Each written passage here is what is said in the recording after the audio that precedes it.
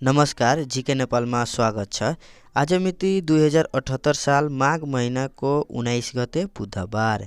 सधैँको जस्तै गोरखापत्रमा प्रकाशित लोकसेवाका सामान्य ज्ञान प्रश्न उत्तर लिएर म उपस्थित भइ नै सकेछु। आउनुस् यो भिडियोलाई सुरु गरौँ।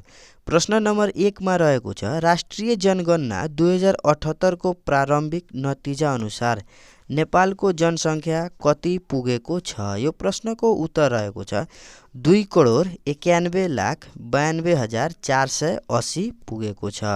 साथै 2068 सालको जनगणना अनुसार 2078 को जनगणनामा कुल जनसङ्ख्या 10.18% वृद्धि भएको छ, बढेको छ।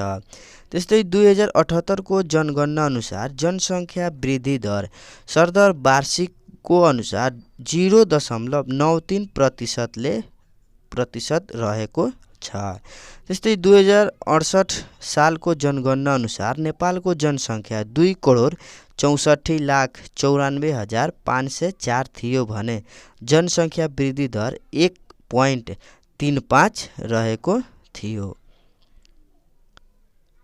त्यस्तै केन्द्रीय तथ्याङ्क विभागले 2078 कार्तिक 25 देखि मङ्सिर 9 गतेसम्म सञ्चालन गरेको जनगणनाको प्रारम्भिक नतिजा 2078 माघ 12 गते सार्वजनिक गरेको हो। जनगणना 2078 को साङ्क्षिक झलक यस प्रकार यहाँ रहेको छ। कुल जनसङ्ख्या 2,91,92,480 रहेको छ भने त्यसमा पुरुषको सङ्ख्या 1,42,91,311 रहेको छ। त्यस्तै यसमा 48.96% पुरुषको जनसङ्ख्या रहेको छ। त्यस्तै महिलाको जनसङ्ख्या 1,49,1,169 रहेको छ। यसमा पुरुषभन्दा महिलाको जनसङ्ख्या अलि बढिरहेको छ। महिलाको जनसङ्ख्या 51.04% रहेको छ। जनसङ्ख्या वृद्धि दर 0.93% रहेको छ।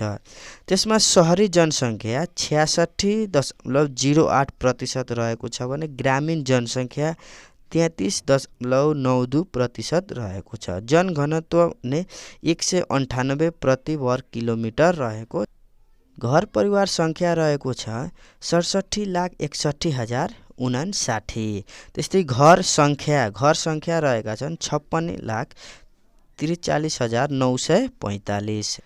साथै प्रति परिवार औसत सदस्य 4.32, सहरी क्षेत्रमा 4.25 र ग्रामीण क्षेत्रमा 4.55 रहेको छ। विदेशमा अक्सर बसोबास गर्ने जनसङ्ख्या 21,69,478 रहेको छ। त्यस्तै पुरुषतर्फ 17,63,315 अर्थात् 81.28% र महिलातर्फ 4,06,103 अर्थात् 18.72% रहेको छ। त्यस्तै भौगोलिक क्षेत्रगत आधारमा जनसङ्ख्या हिसाब त्यस्तै हिमाली क्षेत्रमा 6.09% रहेको छ भने पहाडी क्षेत्रमा 40.25% रहेको छ। त्यस्तै तराई क्षेत्रमा 53.66% रहेको छ। प्रदेशगत जनसङ्ख्या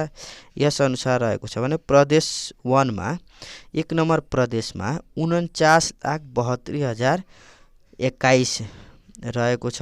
यस्तै 17.03% रहेको छ।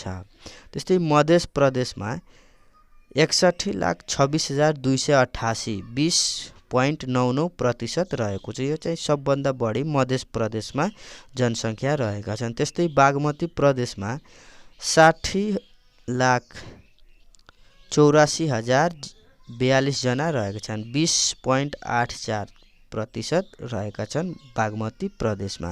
त्यस्तै गण्डकी प्रदेशमा 24,79,645 रहेका छन्। यसको प्रतिशत 8.49% रहेका छन्। त्यस्तै लुम्बिनी प्रदेशमा 51,24,225 रहेका छन्। यसको 17.55 5.5% रहेका छन्। त्यस्तै कर्णाली प्रदेशको जनसङ्ख्या 16,94,889 रहेका छन्। यसको 5.81% जनसङ्ख्या रहेका छन्। सुदूरपश्चिम प्रदेशमा 27,11,280, यसको 9.28% रहेको छ। सबैभन्दा बढी जनसङ्ख्या भएको प्रदेश मध्य प्रदेश हो। अनि सबैभन्दा कम जनसङ्ख्या भएको प्रदेश कर्णाली प्रदेश, जसमा 16,94,889, 5.81% मात्र जनसङ्ख्या रहेका छन्। त्यस्तै सबैभन्दा बढी जनसङ्ख्या भएको जिल्ला काठमाडौँ जिल्ला हो, जसमा 20,17,532 जना रहेका छन्। त्यस्तै सबैभन्दा कम जनसङ्ख्या भएको जिल्ला मनाङ हो, जसमा मात्र 5,645 जना रहेका छन्। सबैभन्दा धेरै जनसङ्ख्या भएका प्रमुख 5 जिल्लाहरू क्रमशः काठमाडौँ, मोरङ, रूपन्देही, झापा र सुनसरी रहेका छन् भने सबैभन्दा कम जनसङ्ख्या भएका 5 जिल्लाहरू क्रमशः मनाङ, मुस्ताङ, डोल्पा, रसुवा र हुम्ला रहेका छन्। त्यस्तै सबैभन्दा बढी जनसङ्ख्या वृद्धि दर रहेको जिल्ला भक्तपुर हो। अनि जनसङ्ख्या वृद्धि दर नेगेटिभ रहेको जिल्ला सङ्ख्या 32 रहेका छन्। नगरपालिकाको आधारमा सबैभन्दा बढी जनसङ्ख्या काठमाडौँ महानगरपालिकामा रहेका छन्। यहाँ 8,65,903 जना रहेका छन्। त्यस्तै नगरपालिकाको आधारमा सबैभन्दा कम जनसङ्ख्या डोल्पाको ठुलीभेरी नगरपालिकामा रहेका छन्। यहाँ 10,187 जना मात्र रहेका छन्। गाउँपालिकागत हिसाबले सबैभन्दा बढी जनसङ्ख्या भएको गाउँपालिका बैजनाथ गाउँपालिका बाँकेमा रहेको छ। यहाँ 70,315 जना जनसङ्ख्या रहेका छन्। त्यस्तै गाउँपालिकागत हिसाबले सबैभन्दा कम जनसङ्ख्या भएको गाउँपालिका मनाङको नपीभूमि गाउँपालिका रहेका छन्। यसमा मात्र 422 जना जनसङ्ख्या रहेका छन्।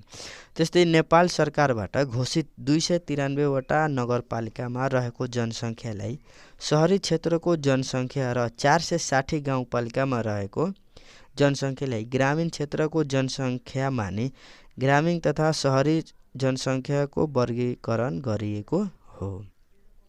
त्यस्तै 2078 को जनगणना अनुसार तराईमा जनसङ्ख्या 3.9% वृद्धि भएको छ भने 2068 मा तराईमा कुल जनसङ्ख्या 50.27% हिस्सा रहेकोमा 2078 मा 53.66% पुगेको छ, यानि कि 3.9% वृद्धि भएको छ। त्यस्तै पहाडमा 2068 मा 43.01% रहेकोमा यसपालि 2078 मा 40.25% मा झरेको छ। त्यस्तै हिमाली क्षेत्रमा 2068 मा 6.73% हिस्सा रहेकोमा 2078 यसपालि 6.09% रहेको छ।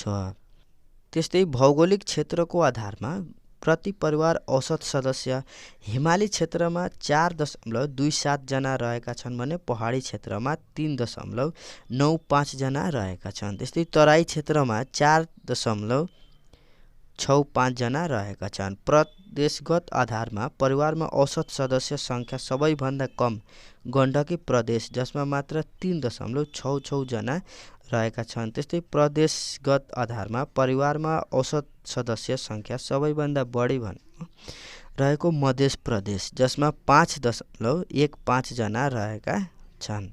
त्यस्तै जिल्लागत आधारमा औसत सदस्य सङ्ख्या सबैभन्दा कम दोलखा जिल्ला, जसमा 3.41 जना रहेका छन्। जिल्लागत आधारमा औसत सदस्य सङ्ख्या सबैभन्दा बढी रौतहट, बारा र कपिलवस्तु जिल्लामा रहेका छन्, जसमा 5.50 जना प्रति परिवार रहेका छन्। त्यस्तै प्रश्न नम्बर 2 मा अन्तर्राष्ट्रिय भन्सार दिवस कहिले मनाइन्छ? यो प्रश्नको उत्तर रहेको छ 26 जनवरीमा अन्तर्राष्ट्रिय भन्सार दिवस मनाइन्छ। प्रश्न नम्बर 3 मा अमेरिकाका 5 राज्यमा हालै आएको ठुलो हिम आँधी कुन हो? यो प्रश्नको उत्तर आएको छ बम साइक्लोन सन् 2022 जनवरीमा आएको थियो।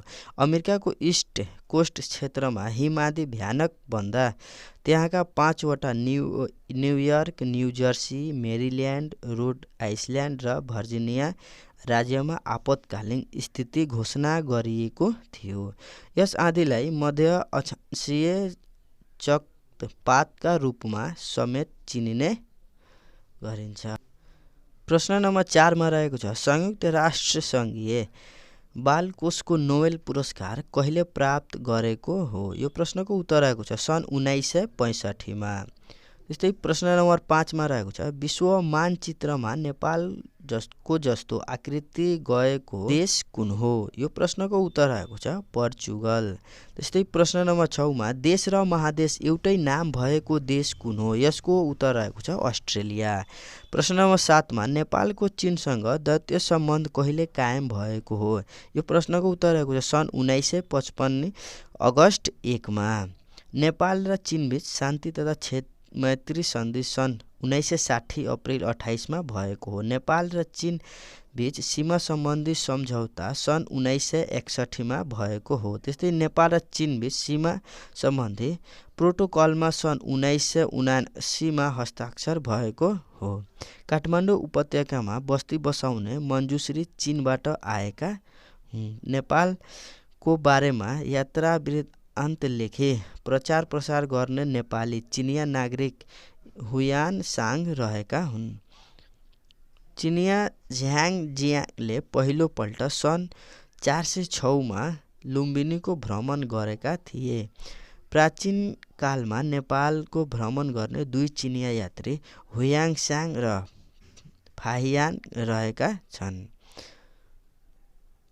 त्यस्तै प्रश्न नम्बर 8 मा एक्स र वाईको सिद्धान्त केसँग सम्बन्धित छ? यो प्रश्नको उत्तर आएको छ उत्प्रेरणासँग सम्बन्धित छ। प्रश्न नम्बर 9 मा गोसवारा हुलाकको पुरानो नाम के हो? यो प्रश्नको उत्तर आएको छ नेपाल हुलाक घर। प्रश्न नम्बर 10 मा भित्तेपात्रोको प्रचलन कुन देशबाट सुरु भएको हो? यो प्रश्नको उत्तर हुन्छ इजिप्ट। प्रश्न नम्बर 11 मा चाल शक्तिलाई विद्युत शक्तिमा परिवर्तन गर्ने यन्त्र कुन हो? यो प्रश्नको उत्तर आएको छ डाइनामो। त्यस्तै प्रश्न नम्बर 12 मा विद्युत शक्तिलाई चाल शक्तिमा परिवर्तन गर्ने यन्त्र कुन हो? यो प्रश्नको उत्तर आएको छ मोटर। प्रश्न नम्बर 13 मा मिस इको नेपाल 2022 को उपाधि जित्ने युवती को हुन्? यो प्रश्नको उत्तर आएको छ सोफिया भुजेल। भुजेलले इजिप्टमा आयोजना हुने अन्तर्राष्ट्रिय सौन्दर्य प्रतियोगितामा मिस इको इन्टरनेसनल 2022 मा नेपालको प्रतिनिधित्व गर्ने भएकी। त्यस्तै यसअघि अनुष्मा रायमाझीले मिस इको इन्टरनेसनल 2022 मा मिस इको एसिया उपाधि नेपाल ल्याउन सफल भएकी थिइन्। त्यस्तै पर्यटन र वातावरणको विषयलाई मुख्य कार्यक्षेत्र बनाई इजिप्टमा सन् 2015 देखि यो प्रतियोगिता सुरु भएको हो। प्रश्न नम्बर 14 मा नेपाल बाहिर बनेको पहिलो नेपाली चलचित्र कुन हो? यो प्रश्नको उत्तर आएको छ सत्य हरिचन्द्र। यो नेपाली भाषाको पहिलो चलचित्र हो।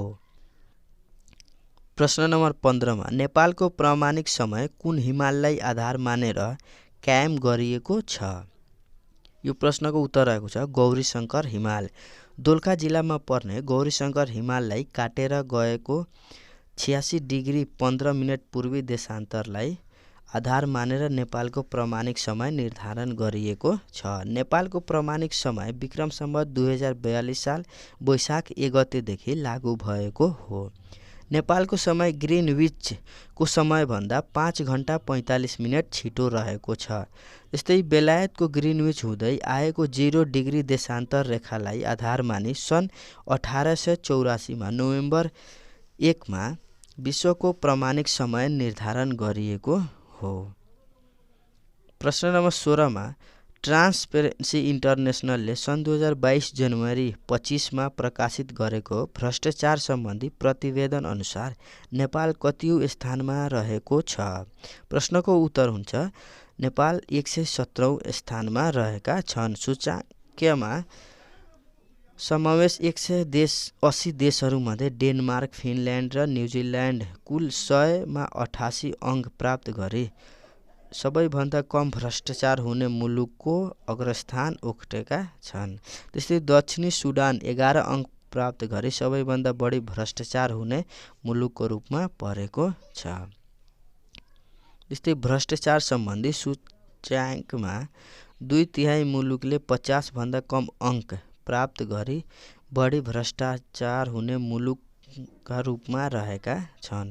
त्यस्तै 43 अङ्कलाई औसत ग्लोबल स्कोर मानिएको हो। यो भन्दा कम अङ्क पाउनेलाई भ्रष्टाचार व्याप्त भएको मुलुकको रूपमा दर्ज गरिएको छ। साथीहरू, यो थियो आज प्रकाशित गोरखापत्रमा लोकसेवाका सामान्य ज्ञान वस्तुगत प्रश्नहरू।